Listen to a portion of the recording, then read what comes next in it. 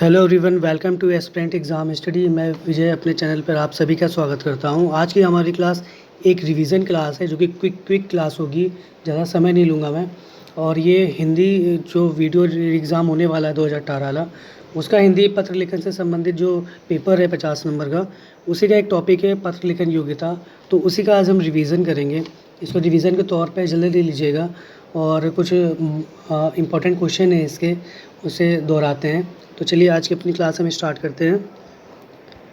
पत्र लेखन एवं योग्यता संबंधित महत्वपूर्ण प्रश्न। पहला हमारा क्वेश्चन है, सचिवालय विभाग द्वारा यदि किसी दूसरे विभाग से कोई जानकारी प्राप्त करनी है और उसके लिए लिखा जाने वाला पत्र क्या कहलाता है? तो वो ज्ञापन या ज्ञाप कहलाता है। देख सकते हैं। सेकंड देखते हैं, पत्र की विशेषता क्या होती है? तो पत्र की विशेषता सरल होना चाहिए, मतलब कि लैंग्वेज बहुत ज़्यादा टफ ना हो, उसमें जो कठिन वर्ड है उसका इस्तेमाल नहीं होना चाहिए। अपनी बात बहुत ही संक्षिप्त में कह दें, बहुत ही शॉर्टकट में, नहीं कि बहुत बढ़ा के बोलें तो समझ में ना आए क्या बताना चाह रहे हैं। और शुद्धता, मतलब कि कोई भी ओवर राइटिंग ना हो, आप उसमें बार बार उसे काट वाट ना करें, उसमें कट-पीट ना करें। लेटर्स शब्दों का चयन सही हो, उचित हो और बहुत ही थोड़े में आ जाए, संक्षिप्त में। ये होना चाहिए पत्र की विशेषता। सगे संबंधियों मित्रों के मध्य लिखे जाने वाला पत्र क्या कहलाता है? तो ये व्यक्तिगत पत्र है। नेक्स्ट देखते हैं, औपचारिक पत्र में क्या क्या लिखते हैं? तो औपचारिक पत्र में विषय, दिनांक, पता, ये सब लिखा जाता है। नेक्स्ट देखते हैं, किसी अधिकारी को अगर पत्र लिखना हो, संबोधित किया जाता है तो उन्हें क्या लिखा जाता है? तो उन्हें ये माननीय महोदय लिखा जाता है। यदि कोई पत्र संबंध कार्यालय को प्रेषित किया जाता है तो उसे परिपत्र कहते हैं। परिपत्र वाला पोर्शन बहुत इंपॉर्टेंट है। जितने भी कार्यालय विभाग के होंगे वहाँ परिपत्र आएगा ही आएगा। सामान्य कार्यालय पत्र में इनमें से किसका उल्लेख नहीं होता है? तो संदर्भ का उल्लेख नहीं होता है इसमें। नेक्स्ट देखते हैं, अधिसूचना का प्रयोग किस क्षेत्र में नहीं किया जाता? तो ये कर्तव्य में नहीं किया जाता है। अपराधी के खिलाफ छिड़काने के विरुद्ध FIR दर्ज करवाने के लिए किसे आवेदन पत्र लिखेंगे? तो हम पुलिस स्टेशन जाके थाना अध्यक्ष महोदय को ही लिखेंगे, दरोगा जी को।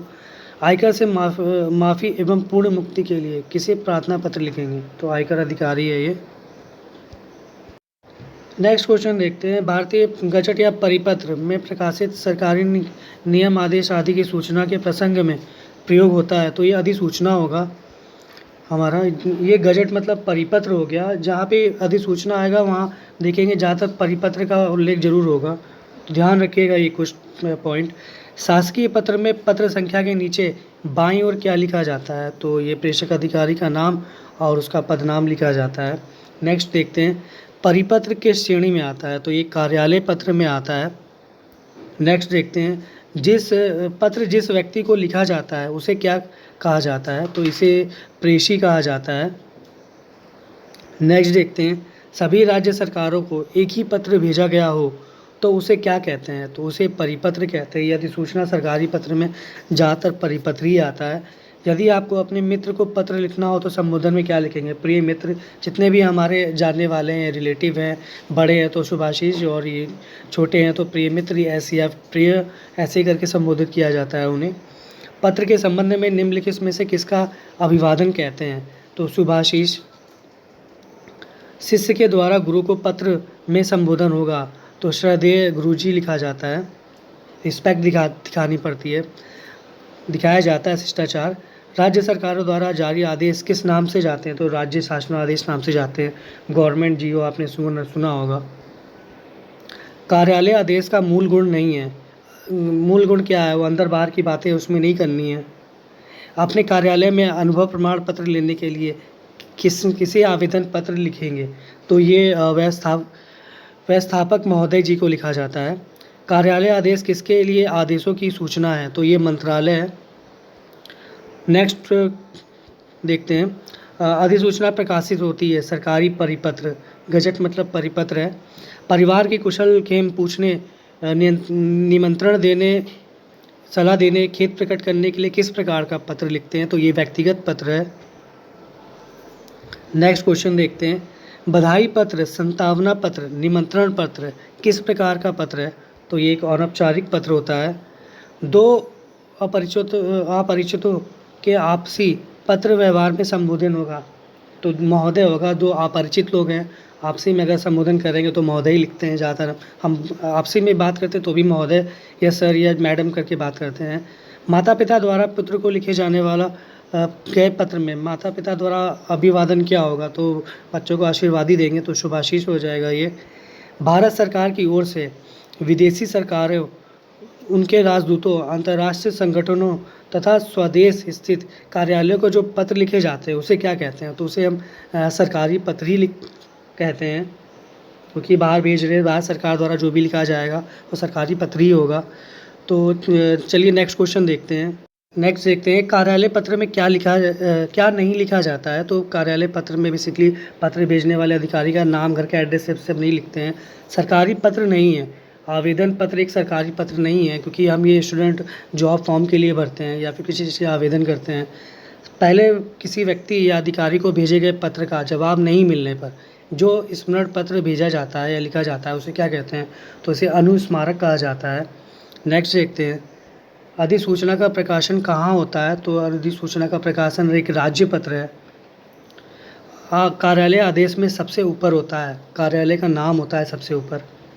नेक्स्ट देखते हैं एक से अधिक अधिकारियों का विभागों को प्रेषित सरकारी पत्र को क्या कहा जाता है? तो ये परिपत्र कहा जाता है। सरकारी पत्र, अधिसूचना और परिपत्र ये एक दूसरे से बहुत मिले हैं, तो ये टर्म्स याद रखिएगा। नेक्स्ट देखते हैं नियम, आदेश, अधिकार और नियुक्ति संबंधी परिपत्र में प्रकाशित सूचना क्या होती है? तो ये अधिसूचना होती है। मैंने कहा परिपत्र, अधिसूचना और सरकारी नियम ये सब याद जरूर देखिएगा क्योंकि ये इंपॉर्टेंट है। परिपत्र में निम्न में से क्या नहीं होता है? तो ये हमारा संबोधन नहीं होता है उसमें परिपत्र में। शासकीय पत्र की विषय वस्तु के अंतर्गत नहीं आता है, तो हम इसमें प्रार्थना पत्र नहीं लिख रहे हैं शासक को, तो ये प्रार्थना नहीं आएगा इसमें।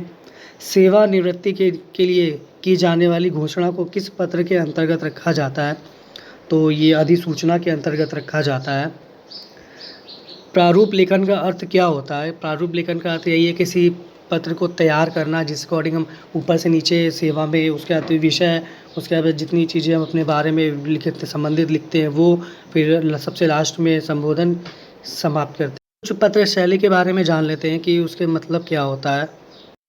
तो ये है पत्र में सबसे ऊपर पत्र की संख्या लिखी जाती है, उसके पश्चात सरकार, मंत्रालय, विभाग को एक उल्लेखित किया जाता है, उसके पश्चात स्थान, दिनांक को दाईं ओर लिखा जाता है। बाएं तरफ पत्र भेजा जा रहा उसका नाम, पता लिखते हैं। ये एक पत्र का प्रारूप है जो कि लिखा जाता है। मान लीजिए सरकार को आप किसी के लिए लिख रहे हैं उसके लिए है, लेकिन इस बात का ध्यान रखा जाता है कि इसे बार बार नहीं लिख सकते हैं।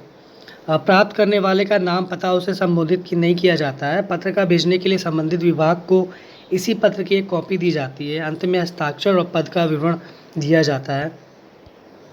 ये आपका शासकीय पत्र से रिलेटेड है, जो कि आप मान लीजिए कोई रिटायरमेंट ले रहे हैं या फिर कुछ उसके लिए है, तो वो चीज़ इसमें लिखेंगे।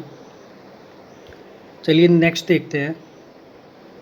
नेक्स्ट प्रार्थना पत्र देखते हैं क्या होता है। प्रार्थना पत्र वे पत्र होते हैं जो औपचारिक पत्रों की श्रेणी में आते हैं। इन पत्रों के अंतर्गत पत्र प्रेषणकर्ता निश्चित विषय पर अनुरोध एवं प्रार्थना करने हेतु पत्र लिखता है। देख लीजिए प्रार्थना पत्र में क्या होता है। औपचारिक पत्रों की श्रेणी में आता है, और औपचारिक नहीं होता, औपचारिक होता है। प्रेषक किसी विषय पर अनुरोध करता है, अपने दुख शो नहीं करता है, किसी विषय पर। मान लीजिए किसी कोई चीज़, लाइट नहीं आ रही है, पानी नहीं आ रहा है नगर में, या फिर बहुत से टाइम से किसी का पैसा रुका हुआ है पेंशन का, तो उन सब के लिए जो प्रार्थना पत्र लिखे जाएंगे वही चीज़ होगा ये। शासकीय पत्र सरकारी या गैर सरकारी कार्यालयों के प्रशासन से संबंधित पत्र शासकीय पत्र कहलाते हैं। मसौदा देख लीजिए क्या होता है। मसौदा लेखन के अंतर्गत विभिन्न सरकारी पत्र, परिपत्र, आदेश, अधिसूचना, संकल्प, सार्वजनिक सूचना, करारों, प्रेस विज्ञप्ति तथा अन्य आवश्यक सूचनाएं आदि को प्रारूप तैयार करने को कहते हैं।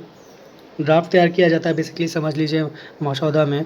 आप चलिए नेक्स्ट देखते हैं। पत्र का अर्थ क्या होता है। जब कोई सूचना या निर्देश एक साथ अन्य कार्यालयों को प्रेषित किया जाता है उसे परिपत्र कहा जाता है। सूचना की पुष्टि के लिए प्रायः परिपत्र के साथ एक अलग नोटिस दिया जाता है। प्रायः कार्यालयों में परिपत्र के मुद्रित फॉर्म होते हैं जिन पर उन पर कार्यालय का नाम लिखा रहता है।